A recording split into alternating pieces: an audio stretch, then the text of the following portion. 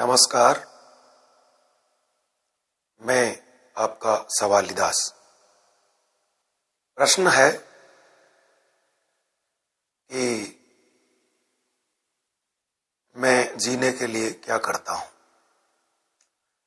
खास करके इस प्रश्न के साथ में प्रश्नकर्ता ये जानना चाहते हैं कि मैं धंधा क्या करता हूं, क्या मैं कहीं जॉब करता हूं, कोई बिजनेस करता हूं, या कहां से मेरी आमदनी आती है। इस बात को जानना चाहते हैं, मुझे ऐसा समझ में आया है।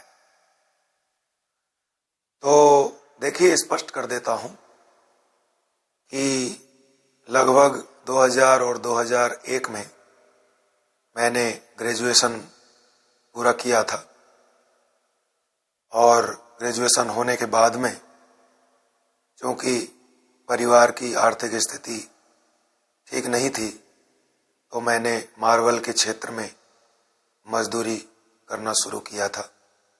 मैं यहाँ से हैदराबाद गया, हमारे कई रिलेटिव वहाँ इस काम को पहले से करते थे, उनके साथ में जाकर के इस काम को करना शुरू किया। पहले जाके इस काम को सीखा, हेल्पर का काम किया, फिर मिस्त्री हुआ। मिस्त्री होने के बाद में साइट पे इंचार्ज के जैसे काम को संभालना शुरू किया और फिर उसके बाद में अपने स्तर पे भी खुद का बड़े कॉन्ट्रैक्टरों से, कोई आर्किटेक्ट से, इंजीनियर से, इंटीरियर वाले, डेकोरेटर से, डिजाइनर से सब कांटेक्ट लेकर के और छोटा छोटा अपना काम भी शुरू किया। इसमें खास करके हम इटालियन मार्बल का लेइंग का और पॉलिश का काम करते रहे हैं और वो लगभग 2002 से और 2020-21 तक उसको मैं निरंतर करता रहा हूं। फिर कोरोना का जो लॉकडाउन हुआ उसके बाद में मैं यहाँ गांव आया और गांव में ही अब कुछ किया जाना चाहिए जैसा विचार किया। तो अभी यहाँ पर हमने लाइव कार्यक्रमों में साउंड का और कोई भजन संध्याओं में, कोई भागवत में, उस तरीके के आयोजनों में साउंड सेवाएं देने का, शादी पार्टियों में, जन्मदिन की पार्टियों में, कोई उस तरीके की पार्टियों में डीजे की सेवाएं देने का काम शुरू किया है। साथ ही में हमारी एक भजन मंडली भी छोटी सी हमने यहाँ बनाई है। उसका उद्देश्य पैसे कमाने से अधिक आध्यात्म का, भारतीय संस्कृति का, हिंदू धर्म का, हिंदुत्व का प्रचार प्रसार करना, लोगों को उसके बारे में जानकारी उपलब्ध करवाना, लोगों को उस श्रेष्ठ संस्कृति से, श्रेष्ठ विचारधारा से, श्रेष्ठ तौर तरीके से जोड़ना, ये भी अभी हमने शुरू किया है।